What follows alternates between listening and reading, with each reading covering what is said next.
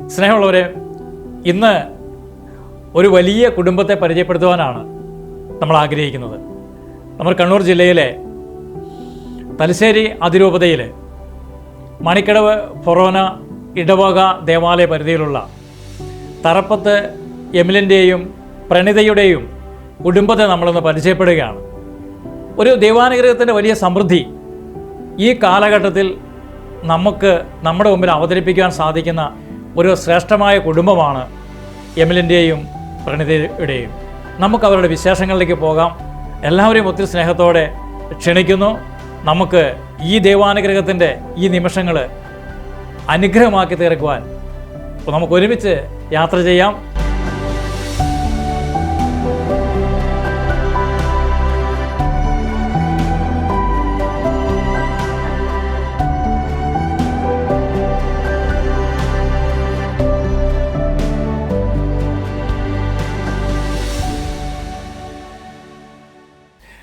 എമിലിനെയും പ്രണിതയെയും കുഞ്ഞുമക്കളെയും ഒത്തിരി സ്നേഹത്തോടെ സ്വാഗതം ചെയ്യുന്നു.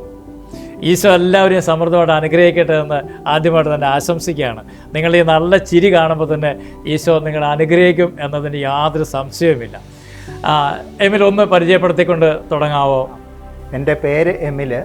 ഞാൻ തലശ്ശേരി രൂപതയിൽപ്പെട്ട മണിക്കടവ് എന്ന് പറയുന്ന ഫൊറോന ദേവാലയത്തിൻ്റെ കീഴിൽ ആണ് ഞാൻ ജനിച്ചു വളർന്നത്. മണിക്കടവ് ഇടവകയിൽ.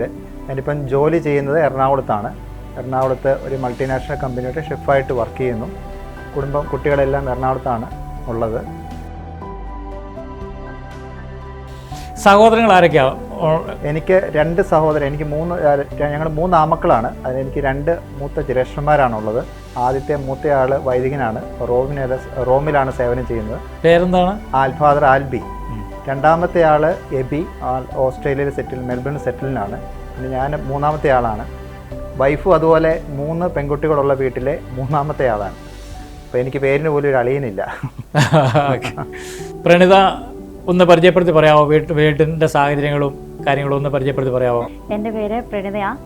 എൻ്റെ വീട് ചിറ്റാരിക്കാലിലാണ്. വീട്ടിൽ എനിക്ക് 2 സഹോദരങ്ങളുള്ളത്. ഞങ്ങൾ 3 പെൺകുട്ടികളാണ്. 2 ചേച്ചിമാരാണ് ഉള്ളത്. പിന്നെ പപ്പ മരിച്ചുപോയി. ഞാൻ ബാങ്കിൽ വർക്ക് ചെയ്യുന്നുണ്ടായിരുന്നു. ഇപ്പം പോകുന്നില്ല. കുട്ടികളായ പിന്നെ കുട്ടികളെ നോക്കുന്നതിൻ്റെ ബുദ്ധിമുട്ടുകൊണ്ട് മൂത്ത ആൾ കുറച്ച് പ്രാർത്ഥിച്ചതിന് ശേഷം കിട്ടിയ കുട്ടിയായതുകൊണ്ട് ബെഡ് റെസ്റ്റും കാര്യങ്ങളൊക്കെ ആയതുകൊണ്ട് ഞാൻ പിന്നെ ജോലിക്ക് പോയില്ല. അപ്പം മാരേജ് എങ്ങനെയായിരുന്നു? ഞാൻ 25-ാമത്തെ വയസ്സിൽ വിവാഹം കഴിച്ച ആളാണ്. ഞാൻ വിവാഹം കഴിച്ചത് എന്തുകൊണ്ടാണെന്ന് വെച്ചാൽ, ഞാൻ ആ സമയങ്ങളിൽ കപ്പലിലായിരുന്നു ജോലി ചെയ്തുകൊണ്ടിരുന്നത്. അപ്പോൾ ഞാൻ കപ്പലിൽ നിന്ന് ഇങ്ങോട്ട് വരുമ്പം എൻ്റെ കൂട്ടുകാരും എൻ്റെ കുടുംബക്കാരെല്ലാം പഠിച്ചുകൊണ്ടിരിക്കുന്ന ജോലിയുടെ തിരക്കിലൊക്കെ ആയിരുന്നു. അപ്പോൾ എനിക്ക് 2-3 മാസം അവധിയുള്ളപ്പോൾ ഞാൻ വീട്ടിൽ ഒറ്റപ്പെട്ടതുപോലെ തോന്നി. അപ്പോൾ എനിക്ക് തോന്നി എനിക്കൊരു കൂട്ട് വേണമെന്ന് എനിക്ക് തോന്നി. അപ്പോൾ ഞാൻ എൻ്റെ വീട്ടിൽ പറഞ്ഞു എനിക്കൊരു കല്യാണം കഴിക്കണമെന്ന് ഞാൻ തന്നെ അങ്ങോട്ട് ആവശ്യപ്പെട്ടു. അപ്പോൾ അവർ പറഞ്ഞു എല്ലാവരും സമ്മതിച്ചതിന് ശേഷം നീ തന്നെ അറേഞ്ച് മാരേജായിട്ട് അന്വേഷിച്ച് കണ്ടുപിടിക്കാമെന്ന് പറഞ്ഞു. അങ്ങനെ വീട്ടുകാരെല്ലാവരും ആലോചിച്ച് അങ്ങനെ അന്വേഷിച്ച് കണ്ടുപിടിച്ച് ഞങ്ങൾ എല്ലാവരും കൂടെ വീട്ടുകാർ പരസ്പരം ആലോചിച്ചുള്ള കല്യാണം. എമിലാണോ കണ്ടുപിടിച്ച ആദ്യം? അതെ, ഞാൻ പേരൻസ് കൂടെ ഉണ്ടായിരുന്നു. ഒരു കുറച്ച് ഇതിൽ നിന്നും ഞാൻ കണ്ടുപിടിച്ച ആളാണ് പ്രണിത. എനിക്ക് എന്തുകൊണ്ടോ മാച്ചാകുന്ന ആളായിട്ട് എനിക്ക് തോന്നി. അപ്പം അങ്ങനെ ഞങ്ങൾ പരസ്പരം കണ്ടുപിടിച്ചതാണ്. 25-ാം വയസ്സിലായിരുന്നു എൻ്റെ വിവാഹം. പക്ഷേ എനിക്ക് വിവാഹ ശേഷം എൻ്റെ കുടുംബം എങ്ങനെയായിരിക്കണം എന്നുള്ളൊരു വിഷൻ എൻ്റെ ഉള്ളിലുണ്ടായിരുന്നു. പക്ഷേ ഞാൻ എപ്പോഴും പ്രാർത്ഥിക്കുമായിരുന്നു എൻ്റെ ആഗ്രഹം പോലെയുള്ള ഒരു ജീവിത പങ്കാളിയെ തന്നെ എനിക്ക് കിട്ടണമെന്ന് പറഞ്ഞു. ആരോ പറഞ്ഞു തന്നു ഒരു ദിവസം കൊന്തയിലെ ഒരു രഹസ്യം അതിനുവേണ്ടി മാറ്റി വെക്കണം വിവാഹത്തിന് മുമ്പെന്ന്. അപ്പം ഞാൻ ആഗ്രഹിച്ച പോലെ ഒരു പെൺകുട്ടിയാണ് എനിക്ക് കിട്ടിയത്. പിന്നെയുള്ള എൻ്റെ വിഷൻ അതുപോലെ ഞാൻ പ്ലാൻ ചെയ്തതുപോലെയല്ല നടന്നേക്കുന്നത്. ദൈവം പ്ലാൻ ചെയ്തതുപോലെയാണ് പിന്നീടുള്ള കാര്യങ്ങൾ നടന്നേക്കുന്നത്. അപ്പോൾ ഇതൊരു അറേഞ്ച്ഡ് ലവ് മാരേജ് എന്ന് പറയാം അല്ലേ? എൻ്റെ വിവാഹശേഷം എന്നോട് ഒരു ദിവസം പറയുകയാണ്, എമിലിനെ പറ്റി ഞാൻ കല്യാണത്തിന് മുമ്പേ അറിഞ്ഞിരുന്നു എന്ന്. അപ്പോൾ എനിക്ക് അത്ഭുതം തോന്നി. അതെങ്ങനെയാണ് അറിഞ്ഞേ? അപ്പം പറഞ്ഞു. ആര് പറഞ്ഞത്? വൈഫ് പറഞ്ഞു. എന്നെ കാണുന്നതിന് മുമ്പേ എന്നെപ്പറ്റി ഞാനെല്ലാം അറിഞ്ഞിരുന്നു എന്ന് പറഞ്ഞു. അപ്പം ഞാൻ ചോദിച്ചു എങ്ങനെയാണ് അറിഞ്ഞിരുന്നത്? കാരണം നമ്മൾ അറേഞ്ച്മെൻറ്റ് പെണ്ണ് കാണാൻ വേണ്ടി പോവുക, അങ്ങനെയാണ് കണ്ടത്. അപ്പം പറഞ്ഞിരുന്നു ഒരു അച്ഛന് എമിലിനെ പറ്റി ഇങ്ങനെ പ്രവചിച്ച് പറഞ്ഞിരുന്നു, ഇന്ന പോലെ നവംബർ മാസത്തിൽ ഒരാൾ കാണാൻ വേണ്ടി വരും, ആളുടെ സ്വഭാവവും രൂപവും ഇങ്ങനെ ആയിരിക്കും, ഡിസംബർ മാസത്തിൽ നിങ്ങളുടെ കല്യാണം നടക്കും എന്ന് പറഞ്ഞു. അതെല്ലാം കേട്ടപ്പം അതേപടി എൻ്റെ കാര്യങ്ങൾ ഒരാൾ പറഞ്ഞു എന്ന് കേട്ടപ്പം എനിക്ക് അദ്ദേഹത്തെ പരിചയപ്പെടാൻ ഒരു താല്പര്യം തോന്നി. അങ്ങനെ ഞാൻ എൻ്റെ കുടുംബത്തിലുള്ള വേറൊരാളുമായിട്ടാണ് ഈ അച്ഛൻ ഫാദർ ജോർജ് എലവങ്കുന്നേൽ എന്ന് ഒഫീഷ്യലായിട്ട് ഞങ്ങൾ സണ്ണിയച്ചൻ എന്നാണ് വിളിക്കുന്നത്. സണ്ണിയച്ചനെ ബിരിക്കുളം ഇടവകയിൽ നീലേശ്വരത്ത് പോയിട്ട് ഞങ്ങൾ കാണുന്നത്. അപ്പോഴും ഞങ്ങളോട് കുറേ കാര്യങ്ങൾ പറഞ്ഞു തന്നു. നിങ്ങൾ ഇന്നതുപോലെ കാര്യങ്ങൾ ചെയ്യണം, നിങ്ങളുടെ ചേട്ടൻ്റെ വിവാഹം ഇങ്ങനെ നടക്കുമെന്നെല്ലാം പറഞ്ഞു. പിന്നീടുള്ളൊരു വർഷം അച്ഛൻ പറഞ്ഞതുപോലെ തന്നെയാണ് കാര്യങ്ങൾ നടന്നത്. അപ്പം ഞങ്ങൾക്ക് അച്ഛനൊരു വിശ്വാസം വന്നു. ഞങ്ങളുടെ എല്ലാ കാര്യവും ഞങ്ങൾ ചോദിക്കുന്നതും പറയുന്നതും അച്ഛനാണ് തീരുമാനം എടുക്കുന്നത്. അച്ഛൻ്റെ ഒരു മൂളലിന് വരെ ഞങ്ങൾ ഭയങ്കര വില കൊടുക്കുന്നു. നമുക്ക് ചില കാര്യങ്ങൾ തീരുമാനിക്കാൻ ഭയങ്കര ബുദ്ധിമുട്ടുള്ള സമയങ്ങളിൽ അച്ഛനോടാണ് കാര്യങ്ങൾ ചോദിക്കുന്നതും അച്ഛൻ്റെ തീരുമാനം ഞങ്ങൾ അത്രമാത്രം വില കൊടുക്കുന്നതാണ്. അപ്പം പ്രണതിയാണോ എമിലാണോ ആദ്യം അച്ഛനോട് പരിചയപ്പെടുന്നത്? അച്ഛനെ എനിക്ക് 15 വയസ്സ് തൊട്ടുള്ള പരിചയമാണ്. അന്നേരം തൊട്ട് പഠിക്കുമ്പം തൊട്ട് അച്ഛനോട് ഓരോ കാര്യം ചോദിച്ചിട്ടാണ് ഞാൻ ചെയ്യുള്ളൂ. ജോലിക്ക് പോകുന്ന കാര്യമാണെങ്കിലും എന്ത് കാര്യമാണെങ്കിലും ഞാൻ അന്ന് തൊട്ട് അച്ഛനോട് ചോദിച്ചിട്ടേ ചെയ്യത്തുണ്ടായിരുന്നുള്ളൂ. അന്ന് തൊട്ടുള്ള പരിചയം അച്ഛനെ. അപ്പോൾ ശരിക്കും പറഞ്ഞാൽ ഇത് വചനത്തിൽ പറയുന്നത് പോലെ നിനക്ക് ചേർന്ന ഒരു ഇണയെ ഞാൻ നൽകുമെന്ന് പറഞ്ഞപ്പോൾ പരസ്പരം ചേർത്ത് നിർത്താൻ വേണ്ടി ഒരു വൈദ്യം, കർത്താവിൻ്റെ ഒരു അഭിഷേക്തൻ തന്നെയാണ് നിങ്ങൾ. ഇപ്പോഴും നമ്മുടെ നാടൻ ഭാഷ പറഞ്ഞ് ഇടക്കാരെന്നൊക്കെ പറയാം അല്ലേ? അപ്പോൾ ശരിക്കും പറഞ്ഞാൽ അച്ഛനെ ഒത്തിരി സ്നേഹത്തോടെ ഓർക്കുന്നു. അപ്പം പിന്നെ ഞങ്ങൾ കല്യാണത്തിന് മുമ്പ് ഞങ്ങൾ ധ്യാനത്തിന് ഒരുമിച്ച് പോയിട്ടുണ്ടായിരുന്നു. ഒരുമിച്ച് ധ്യാനത്തിന് പോയിട്ടുണ്ട്. ഒരുമിച്ച് കൂടിയായിരുന്നു ധ്യാനം കല്യാണത്തിന് മുമ്പ്. അത് യാദൃശ്യമായിട്ട് സംഭവിച്ചതാണോ? അല്ല, ഞങ്ങൾ ആലോചിച്ച് പ്ലാൻ ചെയ്ത് തളിപ്പറമ്പിലായിരുന്നു കൂടിയത്. അപ്പോൾ ശരിക്കും പറഞ്ഞാൽ പ്രേക്ഷകരെ, ഇന്നത്തെ യുവജനങ്ങളെ, ഇതൊരു വലിയ ഒരു കാഴ്ചപ്പാടും ഇന്ന് ഈ കാലഘട്ടത്തിൽ നൽകുന്ന വലിയൊരു മെസ്സേജുമാണ്. ശരിക്കും പറഞ്ഞാൽ ഒരു വിവാഹം അത് പ്രാർത്ഥിച്ചൊരുങ്ങി ശരിക്ക് പ്രാർത്ഥനയിലൂടെ ഒരുങ്ങുകയും അങ്ങനെ പരസ്പരം കണ്ടുമുട്ടി ഒരുമിച്ച് ധ്യാനത്തിൽ എന്ന് പറഞ്ഞാൽ കർത്താവിൻ്റെ തിരുസന്നിധിയിലിരുന്ന് ആ വലിയൊരു ദൗത്യം ഏറ്റെടുക്കുവാൻ വേണ്ടി തീരുമാനിക്കുകയും ചെയ്തു എന്ന് പറയുന്നത് തന്നെയാണ് നിങ്ങളുടെ കുടുംബത്തിലേക്ക് ദൈവാനുഗ്രഹം കടന്നു വന്നതിൻ്റെ ഏറ്റവും പ്രധാനപ്പെട്ട ഒരു കടം. നമ്മളിങ്ങനെ പറയാറുണ്ടല്ലോ, വിവാഹം എന്ന കൂടാശയിലേക്ക് കടന്നു വരുന്നത് 2 പേരല്ല 3 പേരാണ്. അപ്പോൾ ശരിക്കും പറഞ്ഞാൽ നമ്മൾ ത്രിത്വത്തെക്കുറിച്ചൊക്കെ പറയാറുണ്ട്, ട്രിനിറ്റിയെക്കുറിച്ചൊക്കെ നമ്മൾ ചിന്തിക്കാറുണ്ട്. പക്ഷെ ഒരു യുവാവും യുവതിയും വിവാഹബന്ധത്തിലേക്ക് വരുമ്പം അവിടെ ആ മധ്യത്തിൽ ഈശോ എന്ന ആ നാമവും കൂടെ ആ വ്യക്തിയും കൂടെ ചേരുമ്പോഴാണ് ഒരു വിവാഹത്തിൻ്റെ അതൊരു കൂദാശയായി മാറുന്നതെന്ന് കൂടെ നിങ്ങളുടെ ജീവിതാനുഭവത്തിൽ മനസ്സിലാക്കാൻ സാധിക്കുകയാണ്. ഇനി മക്കളെ കുറിച്ചൊന്ന് പറയാമോ? മക്കൾ ആദ്യത്തെ കുഞ്ഞ് പേര് ഒന്ന് പരിചയപ്പെടുത്തിയിട്ട് എങ്ങനെയാണ് ആ കുഞ്ഞ് ഉണ്ടായത്? ഒരുപക്ഷെ ഇതും പ്രാർത്ഥിച്ചിട്ടായിരിക്കുമെന്ന് ഞങ്ങൾ വിചാരിക്കുകയാണ്. അതിൻ്റെ സാഹചര്യം ഒന്ന് പറയാമോ? ഞങ്ങൾക്ക് ആദ്യമേ തന്നെ ഞങ്ങൾക്ക് കുറേ കുട്ടികൾ വേണമെന്നുള്ള ആഗ്രഹം ഞങ്ങൾക്ക് 2 പേർക്കും ഉണ്ടായിരുന്നു. അപ്പോൾ ഞങ്ങളുടെ വിവാഹത്തിന് മുമ്പേ കുട്ടികൾ കൂടുതൽ വേണമെന്നുള്ള അത് നിങ്ങൾ 2 പേരും പ്രാർത്ഥിച്ചെടുത്ത തീരുമാനമാണ്? 2 പേർക്കും അങ്ങനെ? അതെ. ഞാൻ കണ്ടേക്കുന്നതെല്ലാം ഇങ്ങനെ കുറച്ച് കുട്ടികൾ കൂടുതലുള്ളവരൊക്കെ കുറച്ചും കൂടെ ഇങ്ങനെ പരസ്പരം പങ്കുവയ്ക്കുന്ന സ്വഭാവമൊക്കെ കൂടുതലുണ്ട്. പരസ്പരം ഒറ്റപ്പെട്ട് പോകുന്നതിനുള്ള സാഹചര്യമൊക്കെ കുറവാണ് ഓരോ പ്രതിസന്ധികൾ വരുമ്പം. അപ്പോൾ എനിക്ക് വീട് എപ്പോഴും ആക്റ്റീവായിട്ടിരിക്കാൻ കുറച്ച് കുട്ടികൾ വേണമെന്നുള്ള ആഗ്രഹം ഉണ്ടായിരുന്നു. പക്ഷേ ഞങ്ങൾ കല്യാണം കഴിച്ചു. ആദ്യത്തെ 1 വർഷം കഴിഞ്ഞപ്പം ആൾ പ്രഗ്നൻ്റായി. അത് ഒരു 2 മാസമൊക്കെ കഴിയുമ്പോഴത്തേക്ക് അബോർഷനായി പോയി. അത് ഞങ്ങൾ സ്വാഭാവികമായിട്ട് കണ്ടു. പിറ്റേ വർഷവും ആൾ പ്രഗ്നൻ്റായി, അതും അബോർഷനായിപ്പോയി. അപ്പോൾ ഞങ്ങൾ കുറച്ച് വിഷമം വന്നു, ദൈവമേ എന്താ ഇങ്ങനെ എന്ന് തോന്നി. 3ാമതും വീണ്ടും പ്രഗ്നൻ്റായി, അതും അബോർഷനായി കഴിഞ്ഞപ്പോഴത്തേക്കും ഞങ്ങൾക്ക് മാനസികമായിട്ട് വല്ലാത്തൊരു ബുദ്ധിമുട്ടായി. അപ്പോൾ ഞങ്ങളീ പോകുന്നതൊക്കെ തളിപ്പറമ്പ് ലൂർദ് ഹോസ്പിറ്റലിൽ ഒരു ഡോക്ടറെ കാണാനായിരുന്നു. അപ്പോൾ ഞങ്ങൾ പോകുന്ന ഒരു ടാക്സി പിടിച്ചിട്ടാണ്. എന്നിട്ട് ആ ടാക്സിയുടെ ഡ്രൈവർ മണിക്കടവിലുള്ള ജോസ് കുട്ടിച്ചേട്ടൻ എന്ന് പറയും. ആ ജോസ് കുട്ടിച്ചേട്ടൻ ഞങ്ങൾ അതും അബോർഷനായി കഴിഞ്ഞ് തിരിച്ചു വന്നപ്പോൾ ഞങ്ങളുടെ വിഷമം കണ്ടപ്പോൾ പറഞ്ഞു, നിങ്ങൾക്ക് താമരശ്ശേരി ചുരത്തിൽ ഒരു മലകയറ്റമുണ്ട്, കുരിശുമലകയറ്റമുണ്ട് എല്ലാ ആദ്യ വെള്ളിയാഴ്ചകളിലും. അപ്പം അവിടുന്ന് നേതൃത്വം കൊടുക്കുന്ന ഒരു CMI അച്ഛനുണ്ട്, ഫാദർ തോമസ് തുണ്ടത്തിൽ. അച്ഛൻ്റെ നമ്പർ തരാം, അച്ഛൻ നിങ്ങൾക്ക് വേണ്ടി പ്രാർത്ഥിക്കുമെന്ന് പറഞ്ഞു. അച്ഛനെ വിളിച്ചപ്പോൾ അച്ഛൻ പറഞ്ഞു, നിങ്ങൾ ഫാമിലിയായിട്ട് കുടുംബമായിട്ട് വന്ന് മല കയറിക്കോളാൻ പറഞ്ഞു. ഒരു ആദ്യ വെള്ളിയാഴ്ചകളിൽ വന്ന് മല കയറിക്കോളാൻ പറഞ്ഞു. ഞങ്ങൾ അതിനോടനുബന്ധിച്ച് അവിടെ തന്നെ അടിവാരത്തുള്ള അച്ഛൻ്റെ കപ്പലിൽ പോയി അച്ഛനെ കണ്ടു. അച്ഛൻ ഞങ്ങൾക്കൊരു കൗൺസിലിംഗ് തന്നു. അച്ഛൻ ഞങ്ങൾക്ക് വേണ്ടി പ്രാർത്ഥിച്ചു. അച്ഛൻ പ്രാർത്ഥിച്ചിട്ട് പറഞ്ഞു, ഇനി അങ്ങനെ അബോർഷനായി പോകില്ല കേട്ടോ, ഇനി നിങ്ങൾക്ക് ദൈവം ഒരു ആൺകുട്ടീനെയാണ് തരുന്നത്. ആ ആൺകുട്ടിക്ക് സെൻറ്റ് അന്തോണീസ് പുണ്യാളൻ്റെ പേരിടണം എന്ന് പറഞ്ഞു. ഞങ്ങൾ വിശ്വാസത്തിൽ പ്രാർത്ഥിച്ച് മല കയറി പോന്നു. പിറ്റേ വർഷം ആൾ പ്രഗ്നൻ്റായി. ആൺകുട്ടിയാണോ പെൺകുട്ടിയാണോ എന്നൊന്നും അറിയത്തില്ല. അപ്പം ഞങ്ങൾ ഇങ്ങനെ ഒരു ചരിത്രം ഉള്ളതിൻ്റെ പേരിൽ ഡോക്ടർ എന്ത് ചെയ്യുമെന്ന് വെച്ച് കഴിഞ്ഞാൽ, ഡോക്ടർ കംപ്ലീറ്റ് ബെഡ് റെസ്റ്റ് പറഞ്ഞു. ഹോസ്പിറ്റലിൽ പോലും വരണ്ട, എല്ലാ ആഴ്ചയിലും ഇഞ്ചക്ഷൻ എടുക്കണം, അത് ഏതെങ്കിലും ഒരു നേഴ്സിനെ കൊണ്ടുവന്ന് ഇഞ്ചക്ഷൻ എടുപ്പിച്ചാൽ മതി എന്ന് പറഞ്ഞു. അപ്പോൾ ഞങ്ങളുടെ അടുത്തുള്ള ഞങ്ങളുടെ സുഹൃത്തായ ഒരു കുട്ടീനെ കൊണ്ടുവന്ന് ഞങ്ങൾ എല്ലാ ആഴ്ചയിലും ഇഞ്ചക്ഷൻ എടുക്കുമായിരുന്നു. അങ്ങനെ ആയിക്കഴിഞ്ഞപ്പോൾ ആ നേഴ്സ് പോയി, പകരം വേറൊരു നേഴ്സ് വന്നു. ആ നേഴ്സും വന്ന് ഇഞ്ചക്ഷൻ എടുക്കും. അപ്പോൾ ഡോക്ടർ ആ നേഴ്സ് പറയും, ഇതിൽ 2 മരുന്നാണ് ഉള്ളത്. ഒരു മരുന്ന് ഒരു പൊടിയും ഒരെണ്ണം ലിക്വിഡുമാണ്. അപ്പോൾ പൊടി കട്ട പിടിച്ചിരിക്കുന്നതുകൊണ്ട് ഞാൻ ഈ ലിക്വിഡ് മാത്രമേ കുത്തിവെച്ചിട്ടെന്ന് പറയും. അങ്ങനെ 1 മാസത്തോളം ഈ നേഴ്സ് കുത്തിവെച്ചു. പക്ഷേ അതും ഒരു 3 മാസമായപ്പോഴത്തേക്ക് അബോർഷനാകാൻ തുടങ്ങി. അപ്പം ഞാൻ ഓർത്തു, ദൈവമേ എന്തുകൊണ്ടാണ് ഇങ്ങനെ ഒരു പരീക്ഷണം. പെട്ടെന്ന് ഞങ്ങൾ ഹോസ്പിറ്റലിൽ കൊണ്ടുപോയി. അപ്പം ഡോക്ടർ പറഞ്ഞു, നിങ്ങൾ ആ ഇഞ്ചക്ഷൻ വെച്ചില്ലെന്ന് ചോദിച്ചു. ഇഞ്ചക്ഷൻ വെച്ചല്ലോ എന്ന് പറഞ്ഞു. അപ്പോൾ അവിടെ നോക്കുമ്പോഴും അവിടെ ഇങ്ങനെ കട്ട പിടിച്ചിരിക്കുക. അപ്പം ഡോക്ടറോട് ചോദിച്ചപ്പോൾ ഡോക്ടർ പറഞ്ഞു, ഇതിൽ ഈ ലിക്വിഡ് എന്ന് പറഞ്ഞാൽ വെറും ലിക്വിഡ് മാത്രമാണ്, മറ്റേതാണ് മരുന്ന്. നിങ്ങൾ ഇത്രയും നാളും കുത്തി വെച്ചുകൊണ്ടിരുന്നത് ഈ വെറും ലിക്വിഡ് മാത്രമായിരുന്നു പറഞ്ഞു. ഏതായാലും പെട്ടെന്ന് അവിടെ ഒരു 3 ദിവസം അഡ്മിറ്റായി. അത് നോർമലായി തിരിച്ചു വന്നു. കുറച്ച് കോംപ്ലിക്കേഷൻ ഉണ്ടായാലും അച്ഛൻ പറഞ്ഞതുപോലെ തന്നെ ഒരു ആൺകുട്ടി ഉണ്ടായി. അവന് അന്റോണിയോ എന്നുള്ള പേരാണ് ഇട്ടേക്കുന്നത്, അന്തോണിയോസ് ഉണ്ണികളുടെ. അത് കഴിഞ്ഞപ്പോഴാണ് ചിന്തിച്ചത്, എൻ്റെ ദൈവം എന്തുകൊണ്ടാണ് ഇങ്ങനെ ഒരു. അത് കഴിഞ്ഞപ്പോഴാണ് എനിക്ക് മനസ്സിലായത്, ആ മരുന്നിൻ്റെ സപ്പോർട്ടോട് കൂടിയായിരുന്നു ഒരു കുഞ്ഞുണ്ടായിരുന്നെങ്കിൽ ഞങ്ങൾ തീർച്ചയായിട്ടും ചിന്തിക്കുന്നത് അത് വൈദ്യശാസ്ത്രത്തിൻ്റെ വിജയമാണെന്ന് മാത്രമേ ഞങ്ങൾ ചിന്തിക്കുള്ളൂ. ഇത് ഇപ്പം മനസ്സിലായി, പച്ചവെള്ളം കുത്തിവെച്ചിട്ടാണ് ഒരു കുട്ടി ഉണ്ടായത്. അപ്പോൾ അത് ദൈവം തന്ന കുട്ടിയാണെന്നാണ് ഞങ്ങൾ പൂർണ്ണമായിട്ടും ഇപ്പോഴും വിശ്വസിക്കുന്നത്. അപ്പോൾ തീർച്ചയായിട്ടും വൈദ്യശാസ്ത്രത്തിന് മുമ്പേ കുട്ടി ഉണ്ടാകുമെന്നും ആ കുട്ടി ആൺകുട്ടി ആയിരിക്കുമെന്നും ആ കുട്ടിക്ക് ഈ പേരിടണമെന്നും പറഞ്ഞു. ശരിക്കും നമ്മളെ ഇങ്ങനെ ചിന്തിക്കുമ്പോൾ വിശ്രമത്തിൽ യേശുവിൻ്റെ ജനനത്തെക്കുറിച്ചാണ് ഓർമ്മ വരുന്നത്.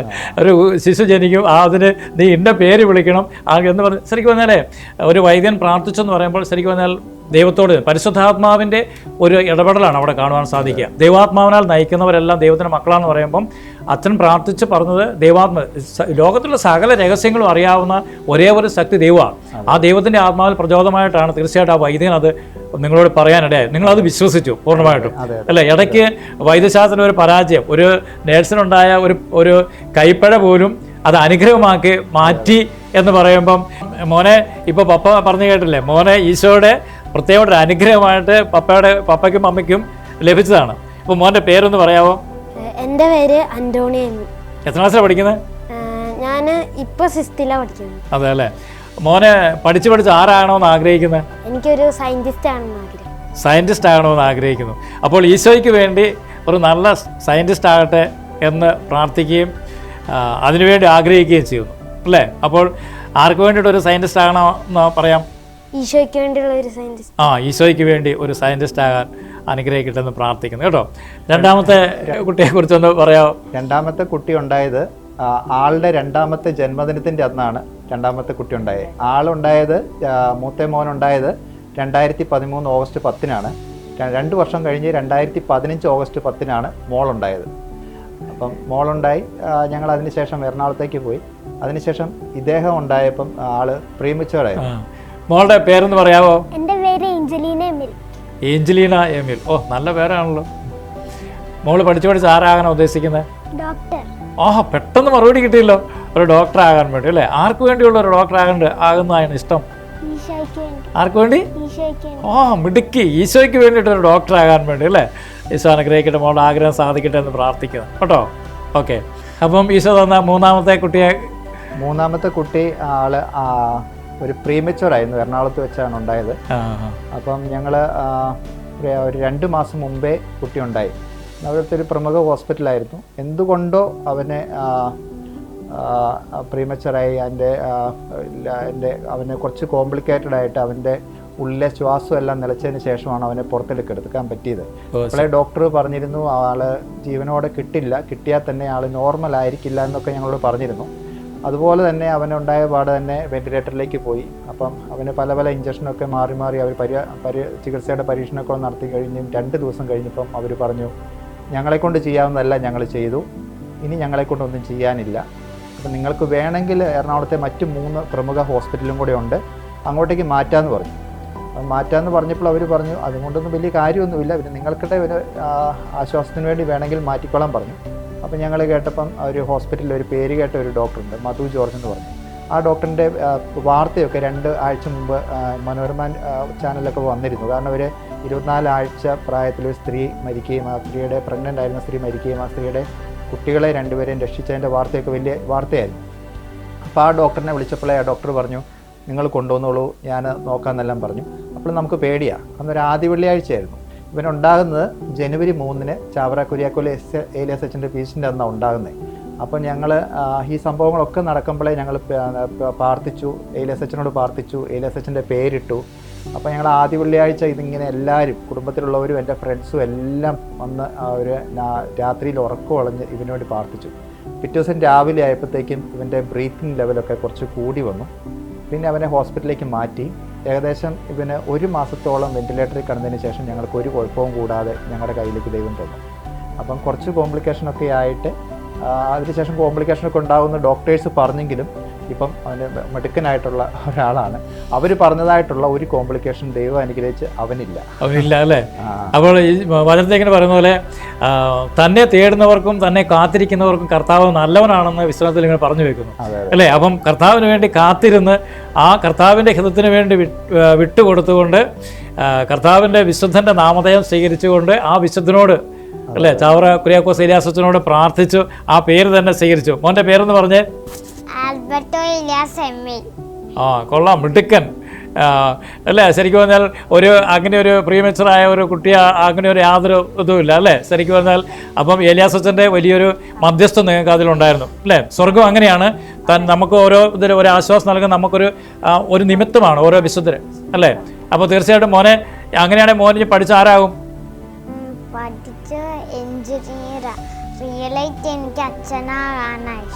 റിയലായിട്ട് എനിക്കൊരു അച്ഛനാകാൻ ഇഷ്ടം അല്ലേ? അപ്പൊ അച്ഛനാ എന്തിനു വേണ്ടി അച്ഛനാകുന്നത്? ഈശോയ്ക്ക് വേണ്ടി ഒരു അച്ഛനാകാൻ ഇഷ്ടമുണ്ട് അല്ലേ? ആഗ്രഹിക്കുന്നു. അപ്പോൾ ഈശോ മോനെ അനുഗ്രഹിക്കട്ടെ എന്ന് പ്രാർത്ഥിക്കുകയാണ്. പ്രണിത, ഈ സാഹചര്യത്തെക്കുറിച്ച് ഒന്ന് പറയാമോ? എന്താണ് ഈ ഇപ്പോൾ ഇങ്ങനെ പ്രത്യേക സാഹചര്യം ഉണ്ടായി? അപ്പോൾ മറ്റുള്ളവരൊക്കെ എന്തെങ്കിലുമൊക്കെ പറഞ്ഞു കാണുമല്ലോ സ്വാഭാവികമായിട്ടും. അതിനെക്കുറിച്ച് പ്രണിത ഒന്ന് പറയാമോ? എന്ന് പറഞ്ഞാൽ എനിക്കെപ്പോഴും എന്ത് വന്നാലും ഞാൻ മാതാവിനോട് പ്രാർത്ഥിക്കും. ഞാൻ വിശുദ്ധരോട് നോവേനകൾ മുടക്കലായിരുന്നു.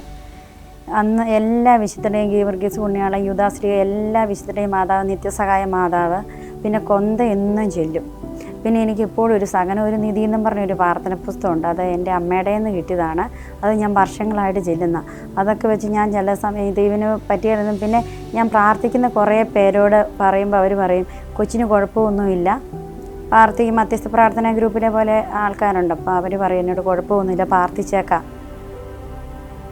പിന്നെ എപ്പോഴും എനിക്കൊരു വിശ്വാസമുണ്ട്, എന്ത് വന്നാലും ദൈവം അറിയാതെ ഒരിക്കലും. അതെനിക്ക് നേരത്തെ തൊട്ടുള്ളൊരു വിശ്വാസം. എന്ത് വന്നാലും എനിക്ക് ആകെ ആശ്രയം ദൈവം.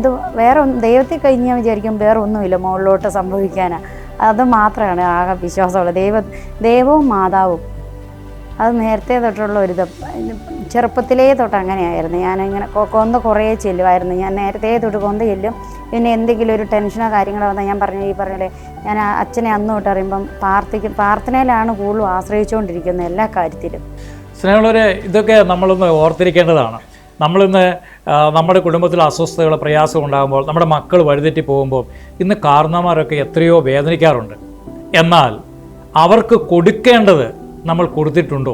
തീർച്ചയായിട്ടും നമ്മുടെ വിശ്വാസവും നമ്മുടെ വിശ്വാസ സംഹിതയും നമ്മുടെ ദേവാലയവും നമ്മുടെ വിശുദ്ധ ഇടങ്ങളുമൊക്കെ നമ്മൾ എത്രമാത്രം കരുതലോടെ കരുതുന്നു അനുസരിച്ചാണ് നമുക്ക് ദൈവത്തിന് അനുഗ്രഹങ്ങൾ ലഭിക്കുന്നതെന്ന് മനസ്സിലാക്കുകയാണ്. ഇനി ഇളയ മോളെക്കുറിച്ച് കൂടി ഒന്ന് അറിയാൻ ആഗ്രഹമുണ്ട്. മോളെ ഒന്ന് പേരൊക്കെ പറയാവോ? മാർത്ത തെരേസ അല്ലേ? Martha Teresa. ഓക്കെ, നല്ല പേരാണല്ലോ. മോള് ആരാകും? ഇപ്പം ചേട്ടായിമാരും ചേച്ചിയും ഒക്കെ പറഞ്ഞു പഠിച്ച് ഓരോരുത്തരാകും എന്നൊക്കെ പറഞ്ഞു. അപ്പം മാർത്ത ആരാകും? സിസ്റ്റർ ആകാനാ? ഒരു സിസ്റ്റർ ആകാനാണ് ആഗ്രഹം. എന്തിനു വേണ്ടിയാ സിസ്റ്റർ ആകുന്നത്? ഈശോയ്ക്ക് വേണ്ടി. കൊള്ളാം, മിടുക്കി. പ്രേക്ഷകരെ, പ്രാർത്ഥനയുടെ ഫലമാണ്. നമ്മൾ അറിയാം, പരിശുദ്ധ അമ്മ ഏലീശോയെ സന്ദർശിച്ചപ്പോൾ ഏലീശോയുടെ ഉദരത്തിൽ ശിശു കുതിച്ചു ചാടിയെന്ന് പറയുന്നു അല്ലേ?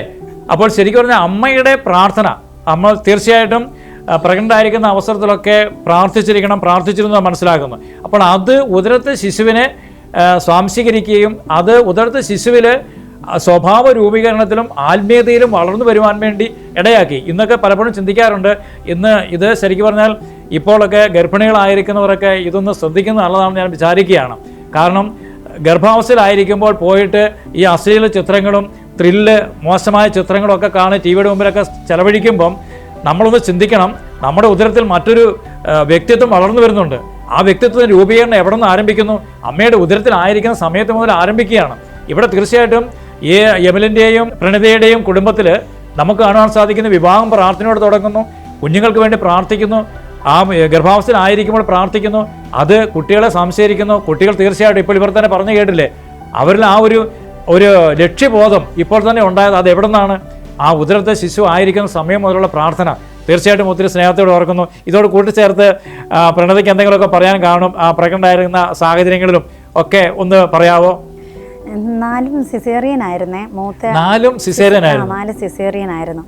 അപ്പം ആദ്യത്തെ അബോഷനായി പോയിട്ട് അത് കഴിഞ്ഞ് ബെഡ് റെസ്റ്റ് എടുത്ത് കിട്ടിയ മൂത്ത ആളായതുകൊണ്ട് രണ്ടാമത്തെയും അങ്ങനെ ആവുമെന്ന് ഓർത്ത്. പക്ഷേ രണ്ടാമത്തെ ആയപ്പം യാതൊരു കുഴപ്പമില്ല, എനിക്ക് ടെൻഷനായിരുന്നു. അപ്പം രണ്ടാമത്തെ ആയപ്പോൾ ഹോസ്പിറ്റലിൽ ഈ പറഞ്ഞ പോലെ സിസേറിയന് ഞങ്ങൾ അഡ്മിറ്റ് ആയി കഴിഞ്ഞപ്പം അവിടെ പരിയാരം മെഡിക്കൽ കോളേജിലായിരുന്നു.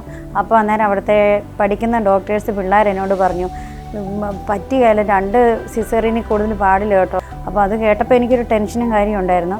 പക്ഷേ ഞാൻ അപ്പോഴും എനിക്കെപ്പോഴും എന്നെ കൊന്തയാണ് എൻ്റെ പ്രാർത്ഥന, അതുതന്നെയുള്ളൂ. മാതാവിനോട് അന്നും പ്രാർത്ഥിക്കും. പക്ഷേ മൂത്ത ആളുടെ അത്രയും പോലും ഒരു ബുദ്ധിമുട്ട് എനിക്ക് രണ്ടാമത്തെ ആളുടെ ഉണ്ടായിട്ടില്ല. അത് കഴിഞ്ഞും ഞാൻ ഈ പറഞ്ഞതുപോലെ മൂന്നാമത്തെ വല്ലാത്ത പേടിയായിരുന്നു. മൂന്നാമത്തെയും അതും ദൈവത്തിൻ്റെ ആ അനുഗ്രഹം കൊണ്ട് മൂന്നാമത്തെ ആളും കുറച്ച് പ്രശ്നങ്ങളുണ്ടായെന്ന് പറഞ്ഞാലും ദൈവം ഒരു കുഴപ്പവും ഉണ്ടാകാതെ മൂന്നാമത്തെ ആളെയും കിട്ടി. 4ാമത്തെ ആളും അതുപോലെ തന്നെ കുഴപ്പമില്ലാതെ കിട്ടി. 3ാമത്തെ ആളെ ഇപ്പം 4ാമത്തെ ആൾ കുറച്ച് നേരത്തെ ആകും, അത് അബോർഷൻ പറഞ്ഞായിരുന്നു, മുമ്പേ കാര്യങ്ങൾ പറഞ്ഞായിരുന്നു, അന്നേരം പറഞ്ഞു. പക്ഷേ അതും 4ാമത്തെ ആൾക്ക് ഒട്ടും കുഴപ്പം വന്നില്ല. 4ാമത്തെ അബോർഷൻ ആകുമെന്ന് ഡോക്ടർമാർ പറഞ്ഞിരുന്നു. അത് ഇത് അബോർഷൻ ചെയ്യണമെന്ന് പറഞ്ഞായിരുന്നു, അബോർട്ട് ചെയ്യണമെന്ന് പറഞ്ഞായിരുന്നു. ഞങ്ങളപ്പം 3ാമത്തെ ആൾ ഇങ്ങനെ ഒരു മിറാക്കിളായിട്ട് ഞങ്ങൾക്കുണ്ടായതാണ്. അപ്പം ഞങ്ങൾക്ക് 3ാമത്തതുപോലെ സംഭവിക്കാതിരിക്കാൻ വേണ്ടി എറണാകുളം സിറ്റിയിലെ ഏറ്റവും നല്ലൊരു ഗൈനക്കോളജിസ്റ്റ് ഏതാണെന്ന് ഞങ്ങളെല്ലാവരോടും ചേർന്ന് ആലോചിച്ച് ആ ഗൈനക്കോളജിസ്റ്റിനെ കാണാൻ വേണ്ടി പോവാം. അപ്പോൾ ആ ഗൈനക്കോളജിസ്റ്റ് പറഞ്ഞു, ആദ്യത്തെ 3 അബോർഷൻ, അത് കഴിഞ്ഞുള്ള 3 സിസേറിയൻ, അപ്പോൾ ഇതുകൂടി ആവുകയാണ് 4ാമത്തെ സിസേറിയനാണ് ആകാൻ പോകുന്നത്. അതിന് 3ാമത്തെ കുട്ടി ഭയങ്കര കോംപ്ലിക്കേഷനായിട്ട് ഭയങ്കര 1 മാസത്തോളം വെന്റിലേറ്ററിലായിരുന്ന കുട്ടിയാണ്. അപ്പോൾ ഒരു കാരണവശാലും 4ാമത്തെ കുട്ടി ജനിക്കാൻ പാടില്ല, ഒന്നും ചിന്തിക്കാനില്ല. അപ്പുറത്തെ ഡോക്ടറുണ്ട്, ആ ഡോക്ടർ 12 മണി വരെ ആ ഡോക്ടറുള്ളൂ, നേരെ ചെല്ലുക, അബോർഷൻ ചെയ്യാൻ പോകാമെന്ന് പറഞ്ഞു. അപ്പോൾ ഞങ്ങൾ ഡോക്ടർ പറഞ്ഞു, ഡോക്ടറെ ഞങ്ങൾക്ക് ചിന്തിക്കാനുള്ള സമയം തരണം, ഞങ്ങൾക്ക് ആലോചിക്കാനുള്ള. അല്ല, ഇതിനെ പിന്നെ എന്ത് ആലോചിക്കാനുള്ളത്, നിങ്ങളിത് ഒരിക്കലും മുമ്പോട്ട് പോയാൽ നിങ്ങൾക്ക് അപകടമാണെന്ന് പറഞ്ഞു. ഞങ്ങൾ പറഞ്ഞു ഞങ്ങളൊന്ന് ആലോചിക്കട്ടെ എന്ന് പറഞ്ഞ് പുറത്തേക്ക് ഇറങ്ങി. ഞങ്ങൾ അവരോട് പോലും പറയാതെ ഞങ്ങൾ പുറത്തേക്ക് വന്നു. അപ്പോൾ ഞങ്ങൾക്കിത് ആരോട് ചോദിക്കും? ഡോക്ടേഴ്സിനോട് ചോദിച്ചപ്പോൾ അവരെല്ലാം ഇതുപോലെ തന്നെയാണ് പറയുന്നത്, ഭയങ്കര ബുദ്ധിമുട്ടായിരിക്കും, വൈഫിൻ്റെ ജീവനായിരിക്കും അപകടത്തിലാകാൻ വേണ്ടി പോകുന്നത്, കാരണം ഇത് ഒരിക്കലും മുമ്പോട്ട് പോകരുതെന്ന് പറഞ്ഞു. അപ്പോൾ ഞങ്ങൾ ആലോചിക്കാമെന്ന് പറഞ്ഞിട്ട് അപ്പോഴും ഞങ്ങൾ വീണ്ടും ഈ എലവങ്കുന്നേൽ ജോർജ് അച്ഛനെ വിളിച്ചു. ഞങ്ങൾ ഇതറിയാൻ വേണ്ടി. അച്ഛൻ പറഞ്ഞു, ആരെന്ത് പറഞ്ഞാലും കൊച്ചിനെ നിങ്ങൾ നശിപ്പിക്കാൻ സമ്മതിക്കരുത്, നിങ്ങൾ അതുമായിട്ട് മുമ്പോട്ട് പോകണം. പല പ്രതിസന്ധികളും ഉണ്ടാവും, പക്ഷേ ഈ കുട്ടി നിങ്ങളുടെ ഒരു അനുഗ്രഹമായിരിക്കും, ഇതുമായിട്ട് മുമ്പോട്ട് പോകണമെന്ന് പറഞ്ഞു. പിറ്റേ ദിവസം ഞങ്ങൾ ഈ ഗൈനക്കോളജിയിൽ മാത്രമുള്ള എറണാകുളത്തെ വേറൊരു പഴയ പേരുകെട്ട് ഹോസ്പിറ്റലുണ്ട്, അവിടെ പോവുകയാണ്. അവിടെ പോയപ്പോഴും അവിടെ ഒരുപാട് ഗൈനക്കോളജി പ്രായമുള്ള ലേഡി ഡോക്ടർമാരുണ്ട്. അവരും ഇത് തന്നെയാണ് പറഞ്ഞത്. അവരെനിക്ക് കൗൺസിലിംഗ് തരാൻ തുടങ്ങി. അതായത് ഇത് ഇതിനെ കണ്ടിന്യൂ ചെയ്യില്ലെന്ന് എന്നെ കൗൺസിലിംഗ് ചെയ്ത് ബോധിപ്പിക്കാൻ വേണ്ടി തുടങ്ങി.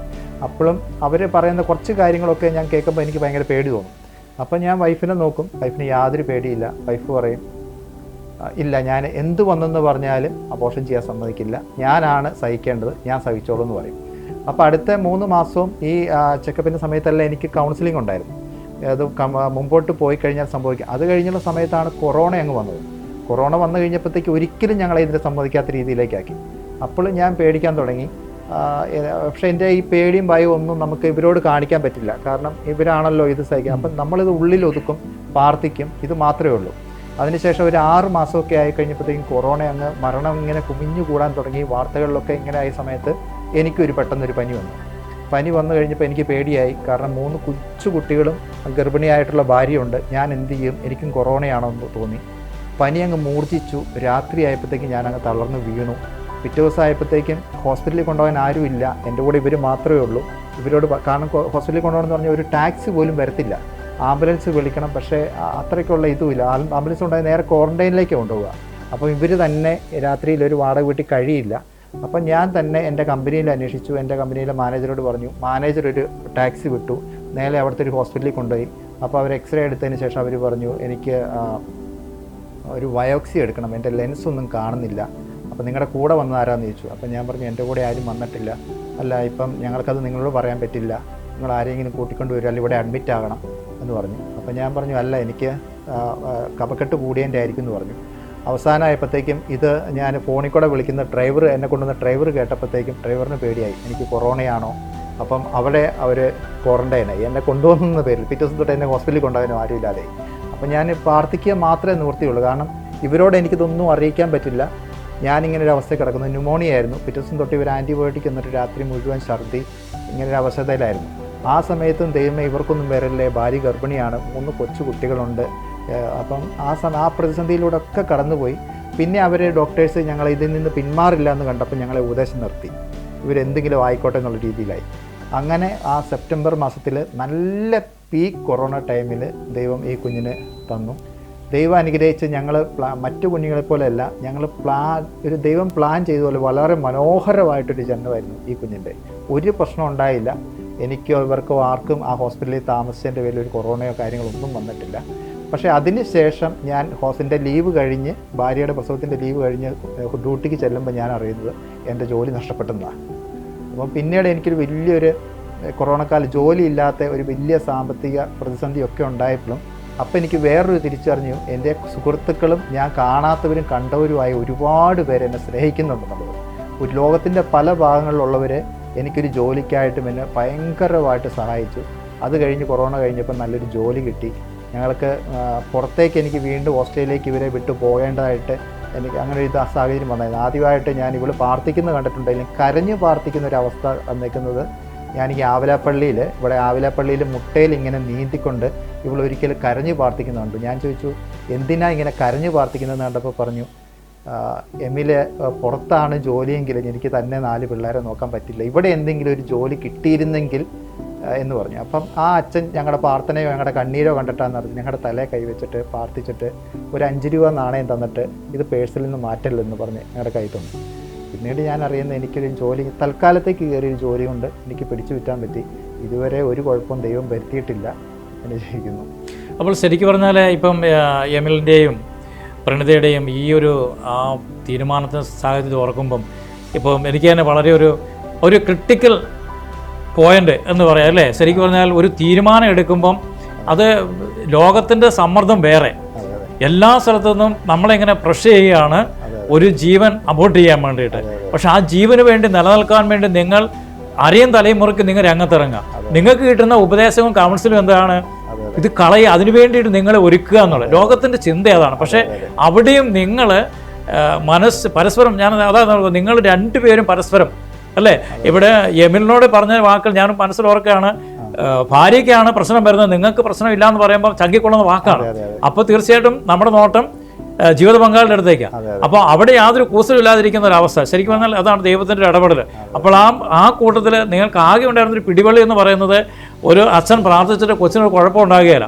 പക്ഷേ ശരിക്കും പറഞ്ഞാൽ വൈദ്യശാസ്ത്രം മൊത്തം നിങ്ങളോട് തിരിച്ചു പറഞ്ഞപ്പോഴും ആ ഒരു വൈദികൻ്റെ വാക്കിൽ അത് ദൈവത്തിൻ്റെ സ്വരമായിട്ട് നിങ്ങൾ സ്വീകരിച്ചു. തീർച്ചയായിട്ടും അതിൻ്റെ അനുഗ്രഹമാണ് കാണുവാൻ സാധിക്കുക. പ്രിയപ്പെട്ട പ്രേക്ഷകരെ, നമ്മളുടെ ജീവിതത്തിൽ ഈ വിശ്വാസത്തെയും ദൈവത്തെയും ദൈവ സാന്നിധ്യമൊക്കെ തള്ളിപ്പറയാൻ വേണ്ടിയിട്ടുള്ള പ്രഷർ നമുക്ക് വരുമ്പം ഇതുപോലെ ഒന്ന് തമ്പുരാനോട് ചേർന്ന് നിൽക്കാനുള്ള ഒരു ഞാൻ പറഞ്ഞ അതൊരു വലിയ കൃപ തന്നെയാണ്.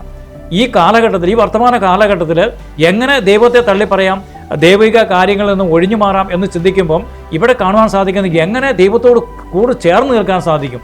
ലോകം മുഴുവനും തിരിച്ചു പറഞ്ഞിട്ടും ദൈവത്തിൽ ആശ്രയിക്കുന്ന ഒരു ജീവിതം. തീർച്ചയായിട്ടും നിങ്ങൾ കുടുംബം അനുഗ്രഹിക്കപ്പെട്ടെ. ഇത് ഈ ലോകത്തിന് നിങ്ങൾ നൽകുന്ന വലിയൊരു സന്ദേശമാണ്, വലിയൊരു മെസ്സേജാണ്. തീർച്ചയായിട്ടും ഇതോട് കൂടി ചേർത്ത് നിങ്ങൾക്ക് എന്തെങ്കിലും സംസാരിക്കാനോ വേറെ എന്തെങ്കിലും ദൈവാനുഭവങ്ങൾ, ഈ പ്രതിസന്ധികൾ കടന്നു വന്ന കാര്യങ്ങൾ എന്തെങ്കിലും പങ്കുവെക്കാനുണ്ടെങ്കിൽ. ഞങ്ങളുടെ ഇന്നത്തെ സന്തോഷത്തിൻ്റെ ഏറ്റവും പ്രധാന കാരണം ഞങ്ങളുടെ മക്കളാണ്. മക്കളെ കാണുന്നതിൻ്റെ അത്രയും ഒരു സന്തോഷവും എനിക്ക് വേറെ ഒന്നിലുമില്ല. അപ്പം മക്കളാണ് ഞങ്ങളുടെ സന്തോഷത്തിൻ്റെ കാരണം. എനിക്ക് എപ്പോഴും പറയാനുള്ളത്, മക്കൾ ഞങ്ങൾക്ക് വേണ്ടി ജീവിക്കുമെന്ന്, ഞങ്ങളെ സന്തോഷിപ്പിക്കാൻ വേണ്ടി ജീവിക്കുന്ന മക്കളാണ് ഇവരെന്നാണ് ഞാൻ പറയുന്നത്. കാരണം ഞങ്ങളുടെ ഏറ്റവും വലിയ സന്തോഷവും ഞങ്ങളുടെ ഇതും ഇവരാണ്. തീർച്ചയായിട്ടും ഇതൊരു വലിയ സന്ദേശമാണ്. ഈ കാലഘട്ടത്തിൽ കർത്താവിനോട് കൂടെ പണിതൊന്നും ചിന്ന ഭിന്നമാകില്ല. കർത്താവിനെ ഉപേക്ഷിച്ച് നമ്മൾ എന്തെല്ലാം നേടിയാലും അതൊരിക്കലും ശാശ്വതമായിരിക്കില്ല. അപ്പോൾ മക്കൾ അനുഗ്രഹമാണ്, അതൊരിക്കലും ഭാരമല്ല, നഷ്ടമല്ല എന്ന ഒരു വലിയ മെസ്സേജും തമ്പുരാനോട് കൂടി. കാരണം സഭയിലെ നമ്മുടെ വിശ്വാസത്തോട് ചേർന്ന് പുരോഹിതനോട് ശരിക്കും നമ്മൾ എന്താണ് നമുക്കൊരു ഉപദേശം കിട്ടേണ്ടത് ആ കിട്ടേണ്ടിടത്ത് നിന്ന് പോയി വാങ്ങുവാൻ വേണ്ടി അല്ലേ? ഒരു പ്രാർത്ഥനാ സഹായം ചോദിച്ച് എത്തേണ്ടത് എവിടെയാണ്? നമ്മൾ വിശ്വാസമില്ലാത്തവരുടെ അടുക്കിലേക്ക് അല്ല പോകേണ്ടത്, നമ്മുടെ വിശ്വാസത്തിൽ ജീവിക്കുന്നവരുടെ അടുക്കിലേക്കും വിശ്വാസത്തിൻ്റെ മാതൃകകളുടെ അടുക്കിലേക്കുമാണ് നമ്മൾ പോകേണ്ടത്. വലിയ മെസ്സേജാണ് നിങ്ങളുടെ ഈ ജീവിതത്തിലൂടെ ഇന്ന് ലോകത്തിന് നൽകിയിരിക്കുന്നത്. ഒത്തിരി സ്നേഹത്തോടെ ഓർക്കുന്നു. ഈ കുഞ്ഞുമക്കളെയും അച്ഛയൊക്കെ പറഞ്ഞതുപോലെ വളരെ സ്നേഹത്തിൽ സന്തോഷത്തിൽ ആയിരിക്കുക. നിങ്ങളുടെ ഈ ചിരി പരസ്പരം പങ്കുവെച്ചും സ്നേഹത്തിലും ഐക്യത്തിലും ജീവിക്കുന്ന കൂടുമ്പോൾ ഇമ്പമുള്ള ഒരു നല്ല കുടുംബമായി തീരട്ടെ എന്ന് പ്രാർത്ഥിക്കുന്നു. എല്ലാവിധ വിജയങ്ങളും ആശംസിക്കുന്നു. കാരണം നിങ്ങൾക്ക് പരാജയം ഉണ്ടാകില്ല, കർത്താവ് നിങ്ങളുടെ മധ്യേ ഉണ്ട്. സന്തോഷം.